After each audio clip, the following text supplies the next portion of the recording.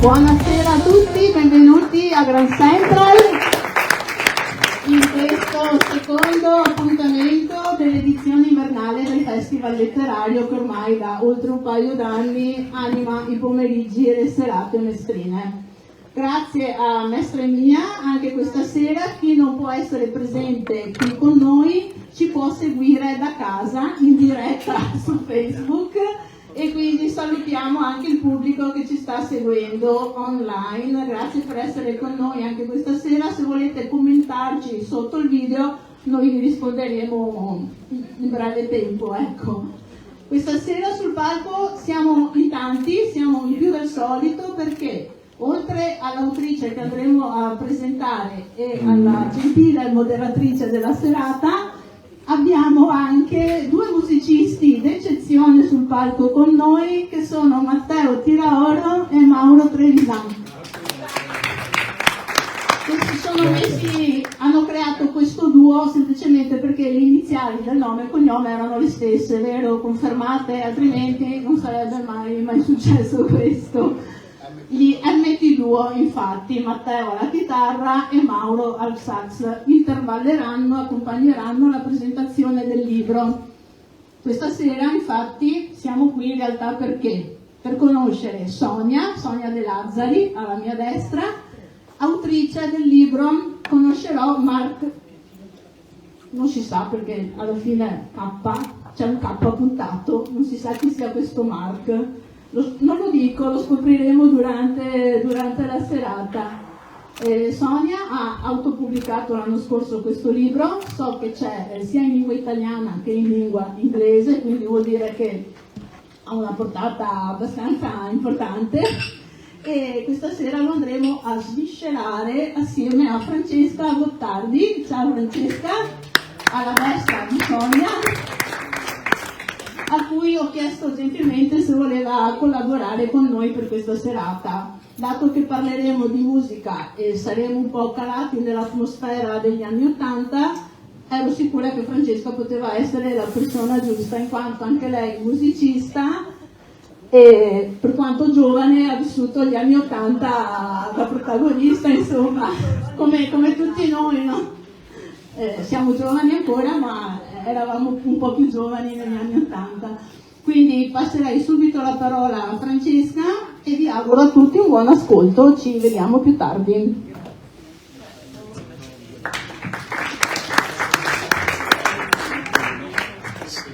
Allora, buonasera a tutti e ringraziavo Silvia prima che prendesse la via. Volevo ringraziare Silvia per avermi coinvolta in questa avventura, in quanto, come avete sentito dire da lei stessa, io sono una grande estimatrice degli anni '80 e quindi in qualche modo sì, siamo calati nell'atmosfera degli anni '80 grazie al libro di Sonia. Quindi Silvia in realtà mi ha coinvolta in questa avventura perché io non conoscessi minimamente Sonia. In realtà io Sonia l'ho conosciuta una decina di giorni fa, ma quando l'ho incontrata di persona mi pareva di conoscerla da una vita. E infatti siamo fatti una bella ciaccolata, si va detto. E perché? Perché attraverso le parole del suo racconto, tra le righe del suo libro, io effettivamente l'ho conosciuta e anche mi sono un po' riconosciuta. Ho colto anche delle analogie tra i suoi trascorsi miei, tra quello che è capitato a lei e alcune cose che sono capitate a me. E perché vi dico questo? Perché questa secondo me è l'introduzione ottimale, ideale per il tema che andremo a trattare, cioè di come la narrazione che un artista, un autore fa di sé attraverso la propria opera, che può essere letteraria come in questo caso, musicale, visiva, arrivi al lettore, all'ascoltatore, il quale attraverso l'opera si riconosce, non solo conosce l'artista, ma anche ci si riconosce e instaura anche a volte con esso un vero e proprio legame, proprio come è successo a Sonia.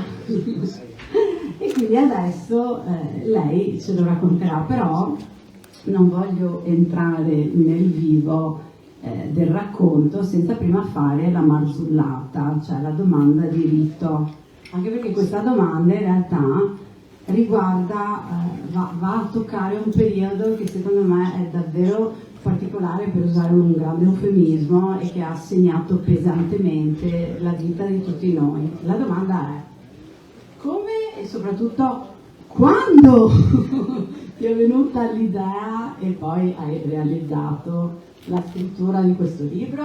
Cominciamo da qui. Ciao a tutti, grazie per essere venuti qua questa sera. Sono emozionatissima, però dopo mi scaldo. E allora io, dunque, eravamo in chiusura forzata, Quella che gli altri chiamavano lockdown. Chiusura forzata. Quindi ero sul divano e stavo guardando le foto di Mark nel mio negozio. E ho detto, ma guarda, ma perché non racconto? Siccome in quel periodo tanta gente stava male, perché tanta gente stava senza lavoro, era demotivata, era un periodo un po' infelice per tante persone, quindi a me è balzata l'idea di scrivere di scrivere il mio sogno che ho realizzato quando Mark è venuto nel mio negozio, in modo da trasmettere un messaggio.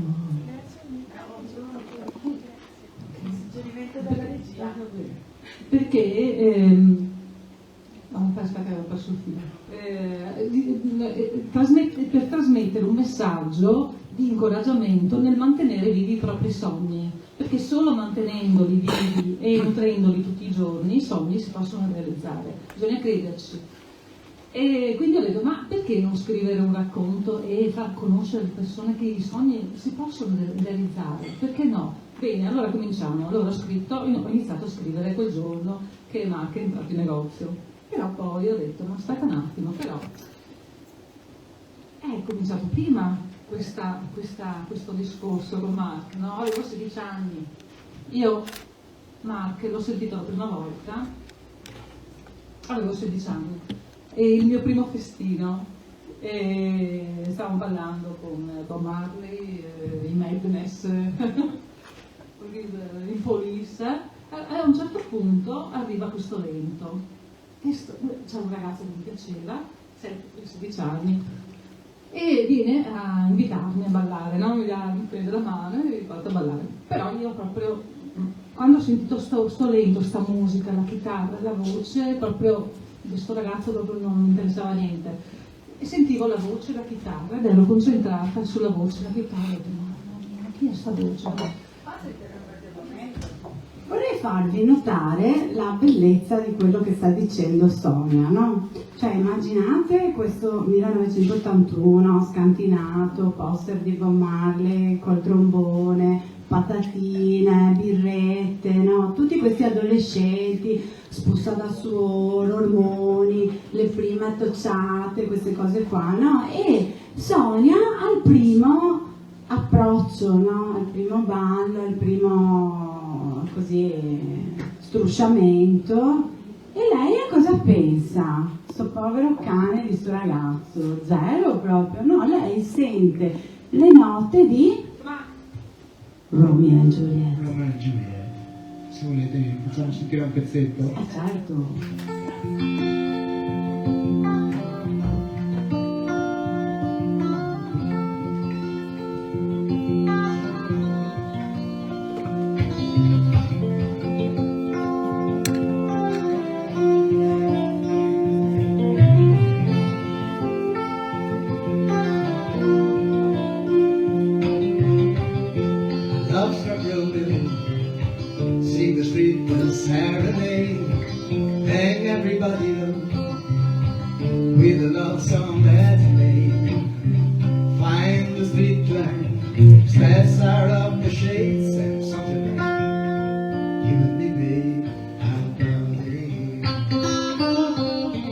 Juliet said, hey Romeo, never give you a heart attack. I found her at the window, she's singing, had on my boyfriend's back.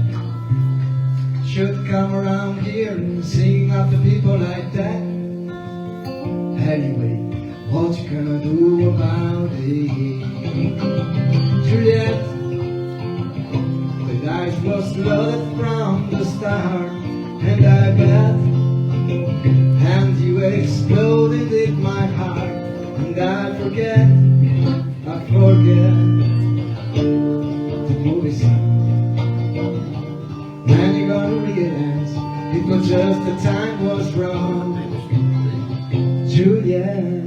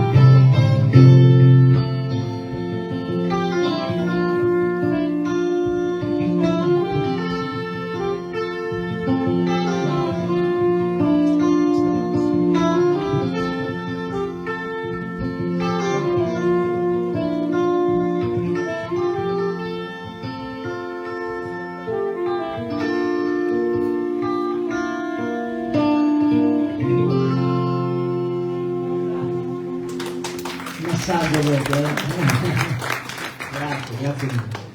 Quanta poesia! Ecco, e io quella sera intanto mi sono fatta regalare la cassetta subito, perché ho chiesto alla ragazza che metteva i dischi, ma chi è questo cantante, questo gruppo, chi sono questi? Dire Straits. Mi mostra la cassetta, la regali questa. Certo che te la regalo, ecco. Io quella sera l'ho ascoltata tante volte e il giorno dopo sono andata da Marte, il negozio qua di dischi usati da Marte. Esatto, di Risuola. E ho comprato subito i primi 2 LP da Straits, che l'ho visto la prima volta Mark in foto. Posso dire una cosa a questo proposito? Una cosa che mi è piaciuta molto di questo libro, nel senso che condivido molto, cioè penso di sapere, tu ne fai cenno più di una volta e penso di sapere cosa tu intenda. A un certo punto dici, per esempio, all'epoca non c'era internet e quindi la fruizione che avevamo noi della musica era del tutto uditiva, cioè uno sentiva, no, una musica, come è capitato a te in questo caso di questa canzone, si innamorava di una voce, di un suono, e poi molto tempo dopo, a questo punto parlo anche a titolo personale, questo è successo anche a me, molto tempo dopo io ho associato un viso a una voce, ed è il contrario di quello che succede adesso, no? I ragazzini che invece hanno un utilizzo del tutto visivo, prima vedono, neanche ascoltano, ed è meglio così perché per quello che c'è da ascoltare sia anche a me che ne ascolta, ed toglie tutta la poesia, toglie tutta la profondità dell'aspetto musicale. Tu a un certo punto usi proprio il termine, non mi ricordo dove, forse possiamo cercarlo, io nel mio libro ho messo un post-it, il termine trasmettere, cioè tu a un certo punto dici io non l'avevo mai vista, non sapevo neanche chi fosse Dire Straits, sapevo solo quello che questa voce, questa musica mi trasmetteva, ed è vero che tu abbia usato questo termine, perché trasmettere significa, cioè implica l'utilizzo di frequenze, no? Si trasmette una vibrazione, si trasmette su delle frequenze, quindi le loro vibrazioni hanno trasmesso a te. Se uno dei balletti gentilmente mi portasse il mio libro dove ho dei post-it, vi ringrazierei molto. Grazie. è dentro la borsa. È proprio all'inizio. Sì, sì. Penso che sia qua. Beh, insomma, comunque questo era il concetto, ecco. Ed è molto bello che in tutto questo non ci fosse nessuna implicazione. Postita. Sì, ho dei post-it. Aspetta, però non voglio usarli. La sua voce eccolo qua, eccolo qua. Sonia? Vuoi leggerlo tu?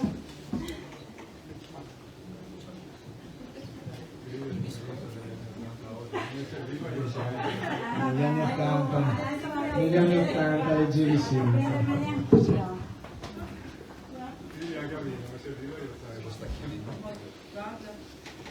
Tutta saggezza.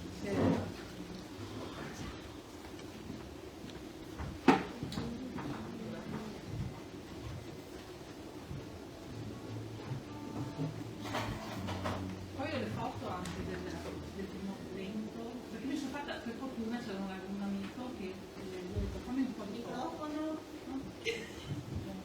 Allora, il pezzo che tenterò di leggere con un minimo di serietà. Non mi chiedevo nemmeno se Mark avesse i classici caratteri estetici che potessero interessare una ragazzina della mia età. Ripeto, pensate alle ragazzine oggi. Accettavo e tiravo dritto sulla via dell'istinto. Non mi importava nulla e non ci mettevo la mente, perché era quello che mi trasmetteva che mi sconvolgeva, quello che mi trasmetteva. Ecco, questa secondo me è veramente una frase da 8.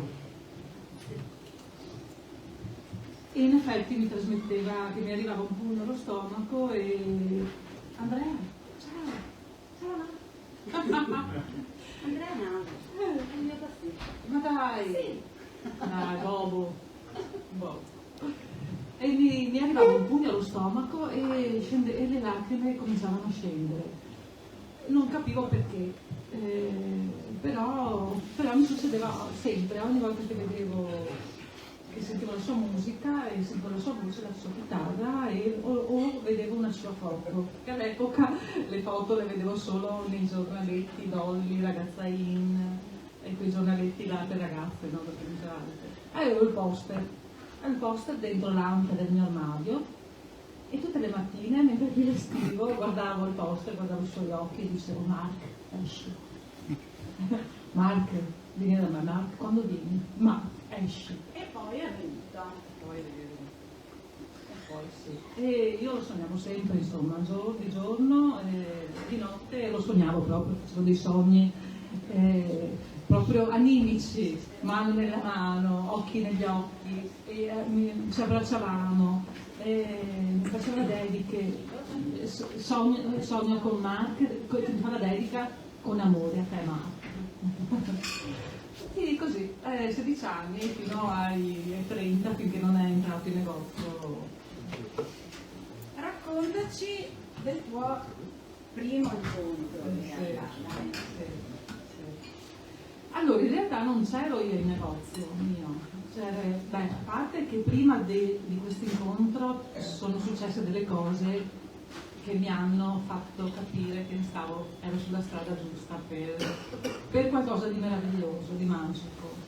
E ho avuto dei contatti, sono in negozio, entravano delle persone che mi avvicinavano a lui. E uno in particolare ha sentito la musica e non era una canzone dei Dire Straits di Mark, ma era un colonna sonora. A un certo punto si ferma e mi fa: ma è Mark Knopfler? Faccio: sì, ma come hai fatto a riconoscerlo? E fa: ma io sono del management di Londra, del fan club di Londra, dei Dire Straits. Ma davvero? Eh sì, parlava in inglese.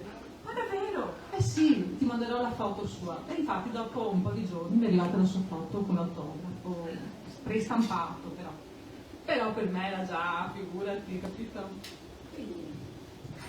tu hai avuto una serie di segni, di piccoli pezzettini che mettevano delle mattonelle sulla strada, lastricavano un po' la strada che ti conduceva da Mark Knopfler o che conduceva lui a te, giusto?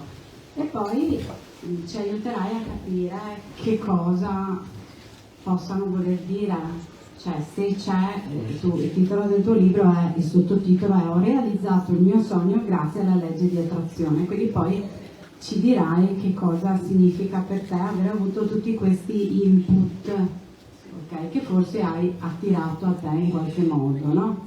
Ma adesso raccontaci dell'incontro. Allora, io non ero in negozio quel giorno, ero appena arrivata a casa.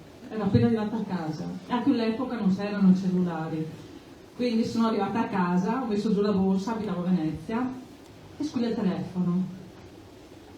Pronto? Sonia, allora, stai tranquilla.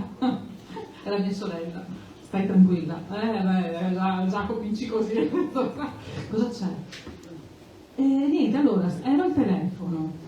E siccome noi avevamo una finestra e poi la vetrina grande e il telefono era proprio dritto così alla finestra, e ero al telefono con una mia amica. A un certo punto ho alzato un attimo gli occhi, in quell'attimo c'era una coppia che stava guardando dentro la finestra, ma nell'attimo che io ho alzato gli occhi così, lui ha guardato dentro e subito si è girato e è andato via. Ma guarda, per me, dal suo sguardo e dal profilo, a me è sembrato Mark Knopfler. Cosa? Boom, ho buttato giù il telefono.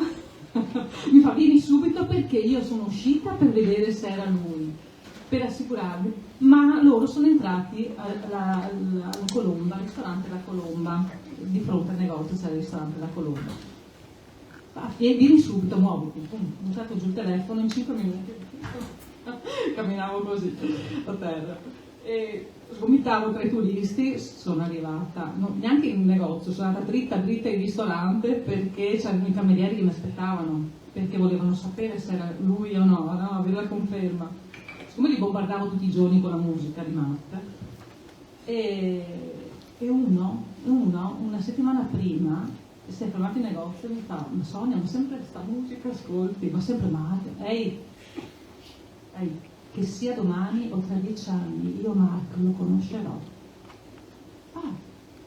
Ed è successo dopo una settimana che è diventato. Allora questa ragazza è iniziata a chiamarmi strega. E così, allora sono arrivate, i camerieri erano, vieni, qua, io sono arrivata. Allora, fate conto che da dentro il ristorante si vedeva fuori, ma da fuori non si vede dentro, quindi lui adesso arriva sta matta, così, mettersi così sulla finestra, fa, guarda, eccolo là, c'è un tavolino là all'angolo, è lui. E lui stava mangiando, ha alzato gli occhi e fa così. Mi sono staccata, sì, è lui. E sono tornata in negozio. Stefania, è lui, Stefania, Mark. Ma non sei andata? No, non si, ma scherzi, sta mangiando con sua moglie, non si può disturbare, sta mangiando. E allora sono stata in negozio, pensavo, vabbè, quando uscirà, intanto voglio subito una foto, ho preparato mia sorella con la macchinetta fotografica, perché c'era la macchinetta fotografica, ho detto, appena esce dal ristorante lo becco subito. E poi lo vedrò passare, magari lo chiamerò, lo saluterò, entrerà a vedere due maschere, no? Speravo di questo. Insomma, ero tutta una figura, dopo 16 anni, ero il mio sogno là. È entrato il cameriere e ha detto, Sonia, allora preparati perché abbiamo parlato di te a Mark e lui ha detto che quando finirà di mangiare verrà qua. Oddio, ho un appuntamento con Mark.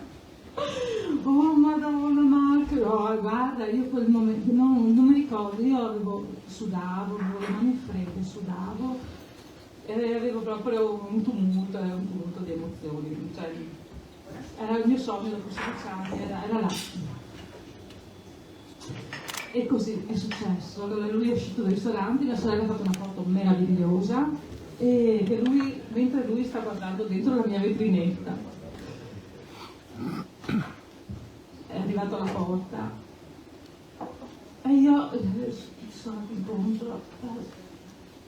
Ho detto Mark. E l'ho abbracciato subito. E lui mi fa, come stai? Con questa voce. Penso dove sto? Non capivo niente. Cioè, ero proprio. Allora sono andata dritta alla cassa, perché quando mi è arrivata la foto sua dal fan club di Londra, io l'ho messa subito sopra la cassa. Mia sorella, tra la foto, tra la musica che tutti i giorni, veramente tutto il ballo, tutti quanti, tutta la mia famiglia, tutti gli amici, tutto per una vita. Però c'era un perché, insomma, c'era un motivo. E sono andata alla cassa, ho preso questa foto e gliel'ho mostrata.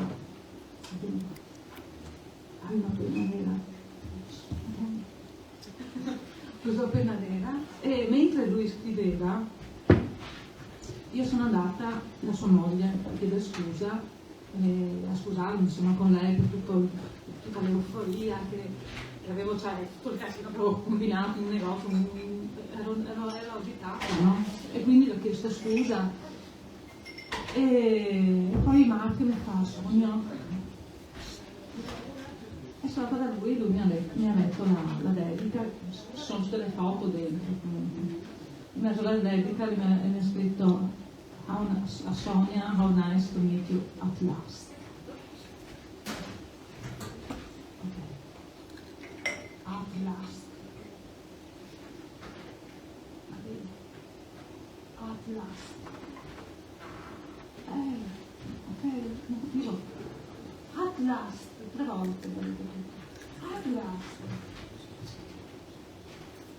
Sì. Ma non capivo cosa volesse dire at last, ma finalmente. Era così perché ho guardato sul vocabolario. No, non in quel senso. Guardate che ti interrompo così riprendi fiato. Allora, nice to meet you at last, e cioè, infine, alla fine ci incontriamo, no? Finalmente ci incontriamo. Ma al di là del significato letterario, perché finalmente, secondo Sonia?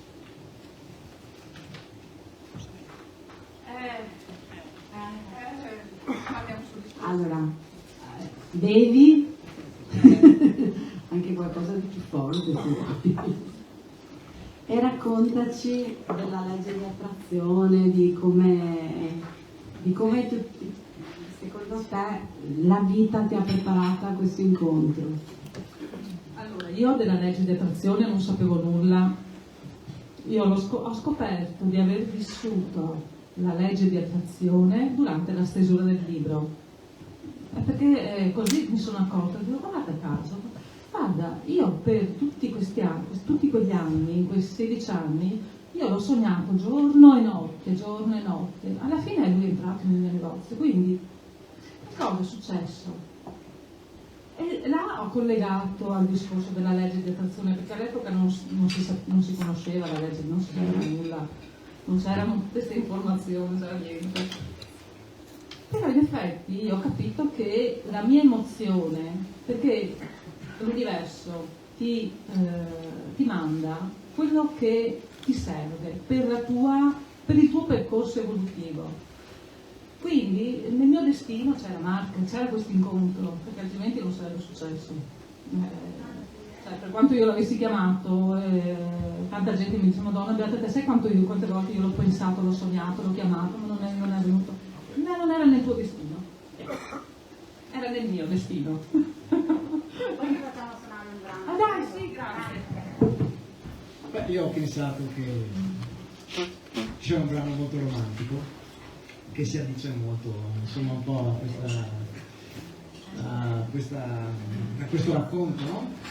Sostanzialmente questo incontro che è sembrato quasi un trucco, una magia. E vi facciamo ascoltare un brano che era nell'album Brothers in Arms, che parla proprio un brano un po' criptico, in realtà il testo è molto introspettivo, però nasconde dei segreti, un po' come quello che ti ha fatto incontrare Marco.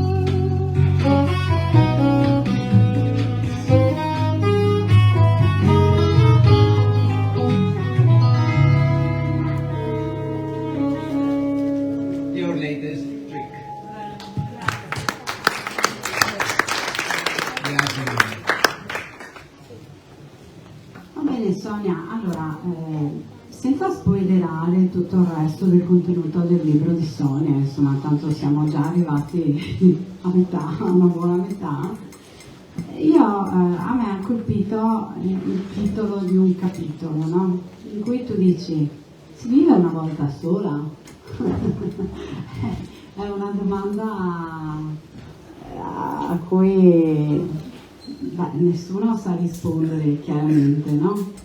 Però io vorrei che tu dessi la tua personale interpretazione, perché è molto connessa con il legame che tu senti di vivere con Mark Knopfler, no? Quindi la parola a te. Si vive una volta sola.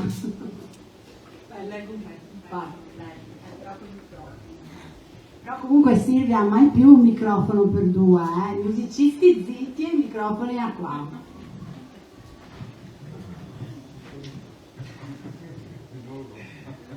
Si vive davvero una volta sola? Abbiamo una vita, una soltanto. Questo è un concetto che viene spesso ripetuto come stimolo a essere e vivere nel modo migliore possibile. A non rinviare, a non sciupare occasioni, a non sprecare tempo e risorse, a dare e fare tutto quello che possiamo. Un bel principio, prendere i giorni intensamente. Che poi tutto si esaurisca nel giro di calendari che attraversiamo è però un'altra storia. Forse c'è l'ignoto, prima e dopo quello che vediamo, un altrove che è difficile decifrare. Magari è qualcosa che abbiamo soltanto dentro, nella sfera dei nostri pensieri più intimi e reconditi, oppure è oltre quello che siamo abituati a concepire.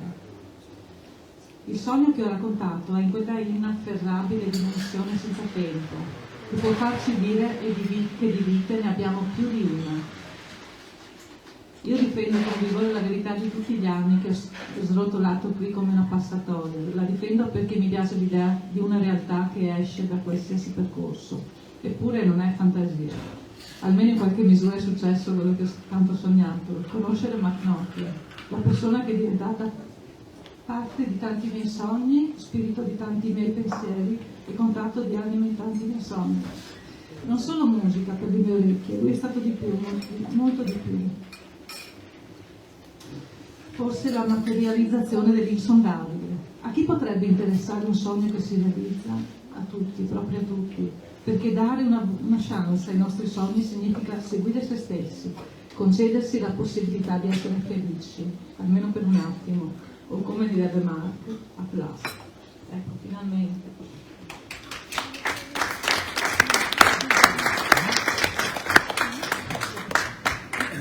Comunque dopo il primo incontro ci sono stati altri eventi che mi hanno collegato alla sua vita.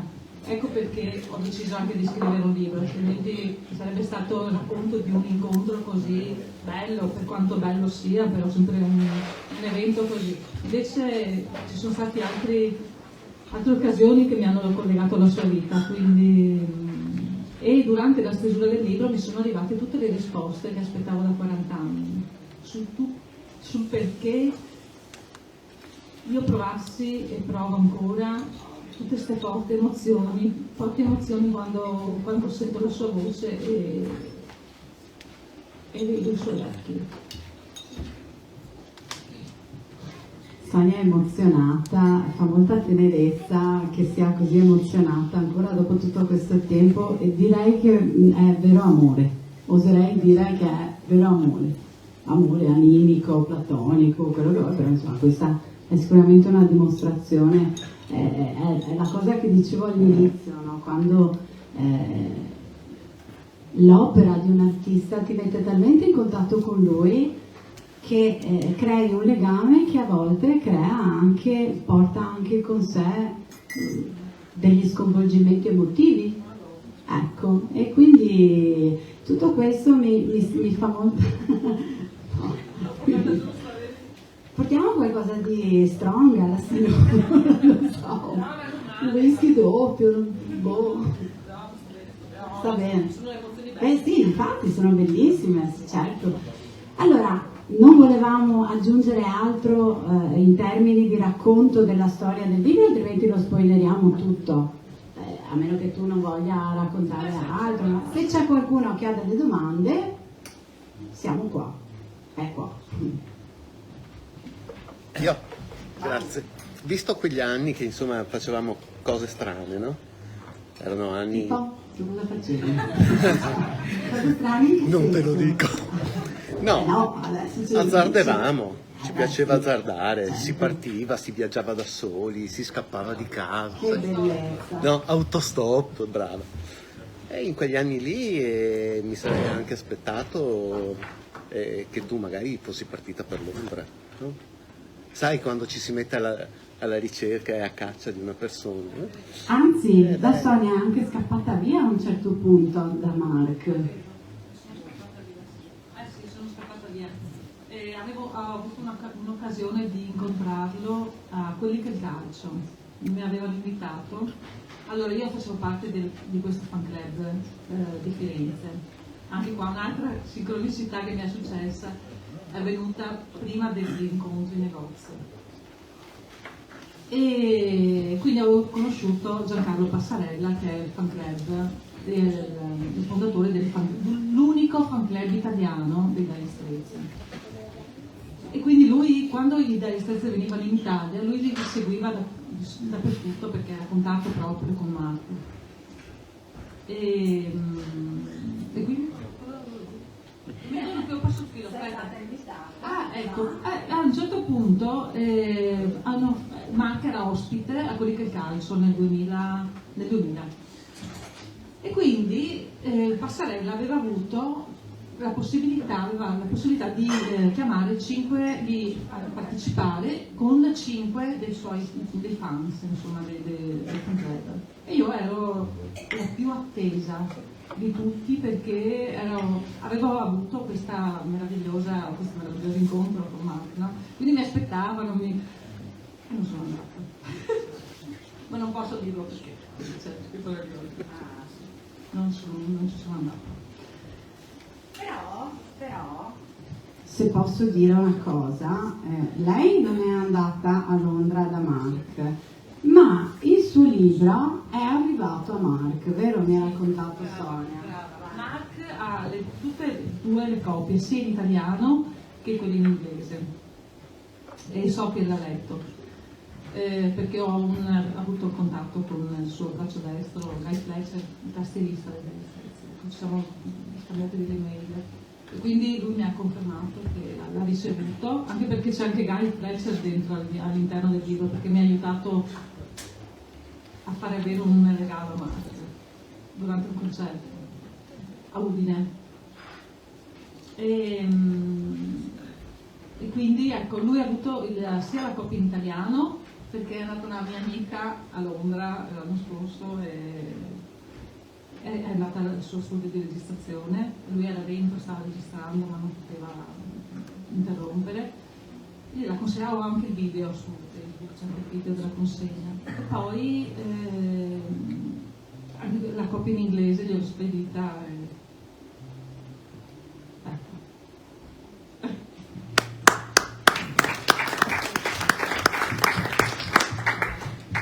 Bene, se ci sono altre domande, prima che facciamo... Io ne ho una. Vai. Però non è tanto bella, Sonia. È una domanda che devo chiederti. Allora, Mark Knopfler, che... No, non serve. No, non serve. Credo sia un artista molto intenso, perché se non sbaglio è l'unico che ha dedicato una canzone al suo liutaio, a Monteleone forse. Sì, ma una domanda ho. Perché ultimamente ha perso tutta l'enfasi che aveva prima quando suona? Cioè è diventato così statico? Perché ha subito un incidente. Ah, per quello. Nel 2003 doveva fare un tour mondiale, ma io avevo già il biglietto in mano, ma ha avuto un incidente. Un incrocio, una donna non ha rispettato lo stop, lui è rimoto e è andato dentro la propria macchina, 6 costole e la clavicola. Quindi da là lui ha iniziato poi sai, subentra anche l'aspetto psicologico, emotivo, tutto quanto, quindi si è calmato, ha cambiato proprio lo stile. Grazie.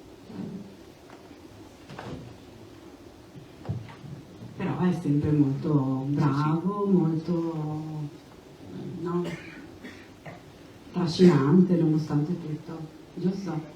Bene, volete farci sentire qualche cosa? Abbiamo citato il Knopfler dei vecchi Oh, tempi. là, dai. È vero che era molto più Frizzante. ampio, sì, la mia impressione, se posso dire anche la mia. Certo, hai il microfono. beato qui, Mi può portare a casa. insomma, doveva portarselo lì, ha un problema di No, portarlo a no, casa. battute, diciamo che sì, secondo me è invecchiato molto dentro lui, dopo l'incidente in realtà, al di là dell'aspetto uno recupero, vuol dire, fa esercizio, secondo me lui è proprio è diventato vecchio prima di diventare vecchio, a livello proprio di voglia di esercitare. Però se senti la musica non sembra. Gli ultimi suoi album sono strepitosi secondo me, a livello però diverso rispetto a quello che lui faceva con i Dire Straits, perché lui è diventato un grandissimo cantastorie, è diventato molto meno virtuoso sullo strumento, ma molto più impattante a livello emotivo, sia nel canto che nei testi, che anche nelle poche note che ormai mette sulla chitarra. Ecco, questa è stata l'evoluzione dell'artista. Però vogliamo farvi sentire un brano forse più famoso che ha dato successo alla sua carriera. Ma quanti anni ha Mark Knopfler? 74. 74.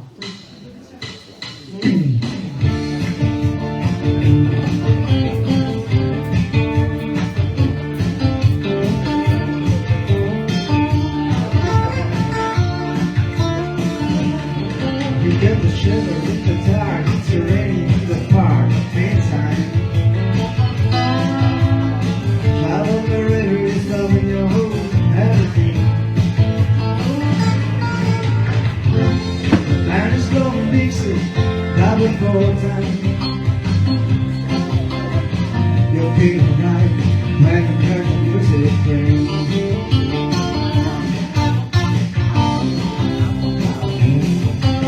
You're stuck inside, but you don't see too many faces.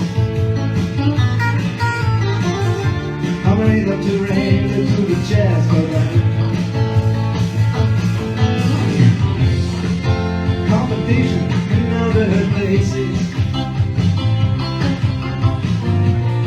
How many hearts are loving that sound? Way down south.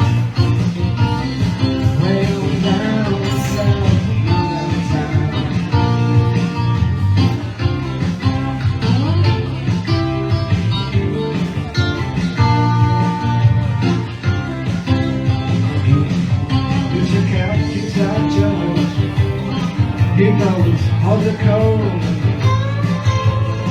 Being the slippery beauty and the one to make it fire sing.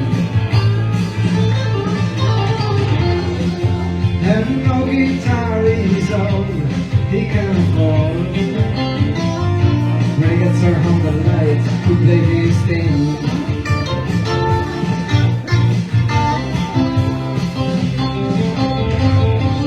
Harry doesn't mind if it doesn't make the same.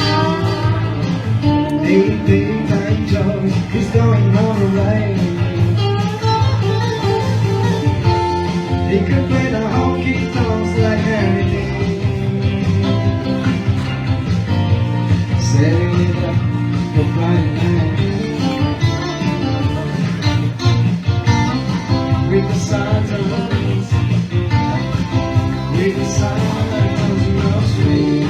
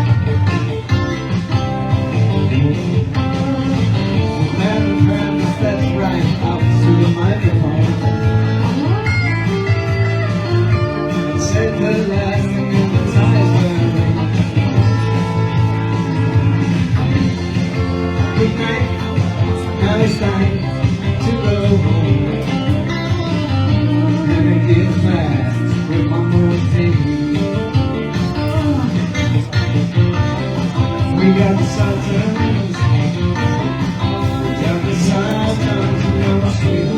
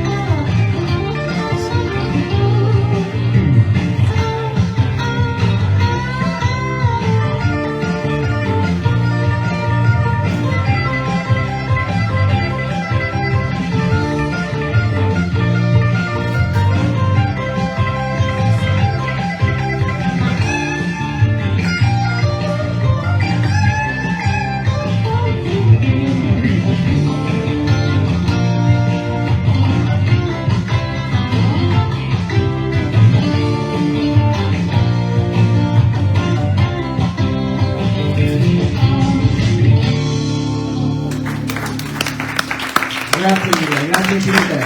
Silence Scream, brano che ha dato il via alla carriera del Crazy di Marcus. Grazie. Bravi. Io non suono esattamente col suo stile che senza il plettro, perché suono anche tante altre cose, però mi arrangio come Allora posso. facci Duran Duran, no? Certo, Cioè, non no, voglio. state aspettando, facci Voglio preferire qualcos'altro, del no? reflex. Allora dai, va anche che posso cantarla in qualunque momento, non c'è nessun problema. Va bene, allora dai, siamo qui e abbiamo, penso, esaurito questa presentazione del libro di Sonia, che, ripeto, se andiamo avanti ancora ve lo raccontiamo tutto, per cui non ha più senso. Io ve lo consiglio perché è un bel viaggio negli anni 80, molto appassionato, molto iconico. E poi Sonia è una persona veramente speciale, veramente cara, che è riuscita a realizzare il suo sogno e a tutt'oggi ci insegna come sia importante credere nei propri sogni e ciò aiuti a realizzarli. Quindi grazie Sonia, grazie Silvia e grazie a tutti voi. E grazie ai musicisti, bravissimi musicisti. No, comunque, allora, ho delle cose da dire e da chiedere, però hai citato The Reflex, che se per lei è stato Mark, per me è stato The Reflex quella volta. Anche per me. Che dopo, ma The Reflex nel momento in cui ho visto il video, basta, dai, è partito il trip che dopo 40 anni mi accompagna, quindi siamo in buona compagnia questa sera, siamo Simon Le Bon, Joe Taylor, Nick Rhodes, Andy Taylor, Roger Taylor, sì, i Duran Duran. E siccome la Francesca canta, Matteo suona, a breve sentiremo The Reflex live. Se poi qualcuno dei musicisti presenti, perché questa sala voi forse non lo sapete, ma è piena di musicisti, volesse intervenire a fare un po' di base, siamo qui. Batterista, ecco, vedi, ci conosciamo tutti. Quello che volevo chiederti io, in realtà non volevo chiedertelo io, voleva chiedertelo un signore che era qui con noi fino a poco tempo fa, ma è dovuto andare via prima. Un signore che è un fumettista di fama internazionale, verrà a presentare il suo libro, chiuderà l'edizione invernale di questo festival. Alberto Lavoradori era qui con noi fino a qualche minuto fa. Alberto mi ha detto una cosa che io mi sono persa, non la sapevo. Mark aveva un fratello più bello, di cui tutte erano innamorate più di lui che di Mark, però Mark era più bravo. Cioè, tu sai, io non sapevo che avesse un fratello. No, infatti dagli stretti sono nati con Derek Knopfler, che è suo fratello. Quindi il batterista, Mark, il batterista, Derek Knopfler e basso. 3, 4, no, John Isley al basso. John Isley basso, al basso. Di cui te c'era il batterista di Primitives di Mal all'epoca. Sì, cioè, proprio l'opposto di Mark. però a me non diceva niente proprio, io non lo vedevo proprio, io è bello, il Pinocchio è bello, ma io lo marco proprio i suoi occhi, il suo sorriso. Perché conta quello che si trasmette, no? Non quello che appare. Esatto. Non interesserà a nessuno. Il mio ricordo dei Dire Straits, cioè un ricordo assurdo veramente, ma ci tengo a ricordarlo perché abbiamo visto che in qualche modo noi abbiamo vissuto delle emozioni diverse da quelle che vivono attualmente i giovani d'oggi, diciamolo. Io ho questo ricordo perché è stato il primo CD, una raccolta dei Dire Straits, il primo mio lettore CD, è il primo CD che ho messo dentro, cioè a quell'epoca si diceva no, ma è meglio il vinile perché il CD ha il suono più freddo, è perché qua, è perché là, e io ero là, finalmente il mio lettore CD, sentiamo come si sente la musica da questo CD, e ho sentito i Dire Straits per la prima, cioè non per la prima volta, però il primo CD, e penso che io ho questa cosa che mi ricordo come se fosse ieri, perché per me avere il CD, il lettore CD dopo tutti i vinili era qualcosa di strano, di nuovo, non sapevo cosa aspettarmi, quindi sono legatissima a questa cosa con i Dire Straits, perché poi ho macinato e che anche oggi pomeriggio stavo riascoltando a casa per rinfrescare la memoria ed entrare un po' nell'atmosfera. Quindi pensa a te, chi adesso potrebbe dire mi ricordo la prima volta che ho ascoltato questo, cioè nessuno veramente, solo noi che siamo un po' forse maniaco ossessiva, non lo so, qualcosa di strano ce l'abbiamo. C'era poco, no? 40 anni fa c'era pochissimo, No, c'era tantissimo, c'era tantissimo, c'era pochissimo a livello di tecnologia e di supporti, sì, ma quanto invece c'era a livello di contenuti, di bellezza, no? Però vabbè, poi scadiamo nella solita celebrazione ostentata degli anni *80 di quanto bella è stata la nostra giovinezza in confronto a quella dei ragazzini di adesso, sono tutte cose che sappiamo già, quindi ve le eviterò. Bistrattati anni 80 che invece hanno dato tanto alla musica e in tanti altri settori. Ancora più bella quella degli anni 60. Certo, chi l'ha vista quella. Sì, vabbè, ogni epoca aveva la sua, sinceramente dopo metà degli anni 90 però non saprei più dire. Come sai?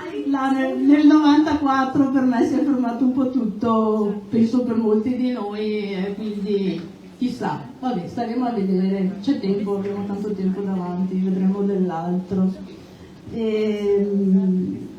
Non so se il vostro repertorio è ancora tendente all'infinito. Ah no, ok. Allora, prima di lasciarvi suonare liberamente, vorrei ricordare a tutti che sabato 25 novembre all'Auditorium dei Michelis, dentro l'M9, ci sarà Andrea, come la chiamiamo, no? Una conferenza, un incontro, una maratona di interventi contro la violenza sulle donne. È organizzata dall'associazione Mestre Mia, che ogni anno la organizza, non è che la organizza quest'anno per la prima volta perché è successo quello che è successo, però è una cosa sentita, voluta, e quest'anno ovviamente dedicata alla povera Giulia Cecchettin. Sì, grazie, colgo l'occasione, è successo anche l'anno scorso, mi ricordo. L'avevamo annunciato alla tua platea.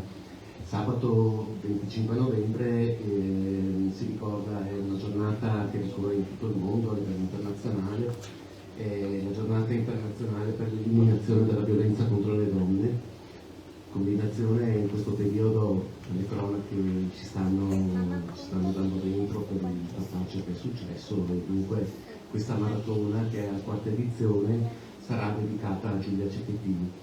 È una maratona perché sono praticamente 7 ore e mezza in cui si susseguiranno tutta una serie di interventi di molte associazioni, liberi cittadini, istituzioni, le forze dell'ordine, i nostri amministratori, politici, onorevoli. C'è molto fermento per questa cosa, anche a voi. Qui avremo anche un autore che farà la sua piccola relazione, quindi c'è un po' il mondo dello sport, gli autori, insomma c'è un po' di tutto. È un evento che non serve sicuramente per risolvere le cose con il 25, naturalmente, ma è un evento di sensibilizzazione, dunque è importantissimo fare rete e arrivare fino in fondo e scongiurare il più possibile, insomma, che si verifichino ancora queste cose che non sono inaccettabili. Niente, io ti ringrazio per questa opportunità e così tu puoi chiudere per i saluti. Grazie.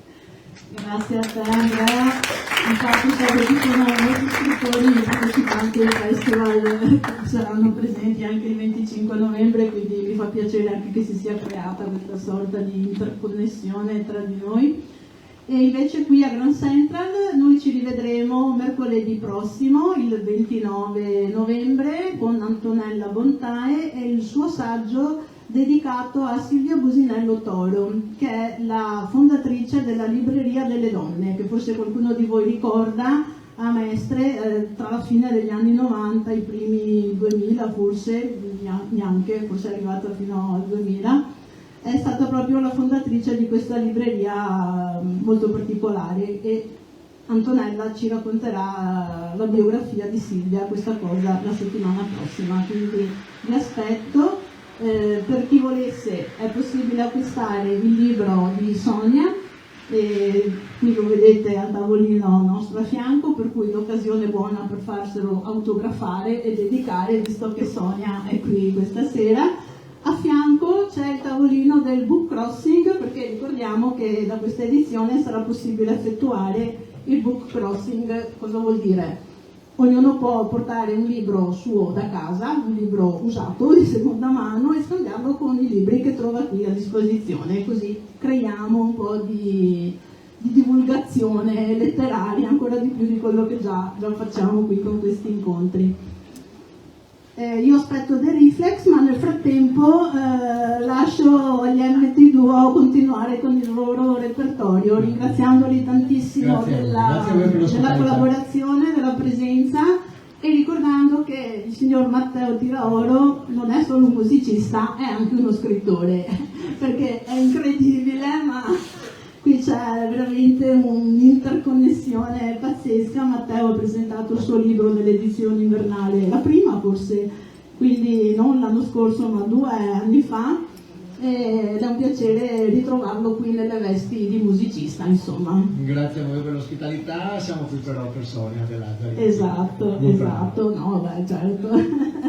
Io pensavo, che mentre qualcuno vuole scambiare 2 chiacchiere con Sonia, acquistare il libro, fa il firmacopie, queste cose qua, noi vi suoniamo qualcosina di veramente piacevole. Assolutamente, siamo qui per ascoltarvi. Io vi saluto intanto, buona serata a tutti, buon ascolto.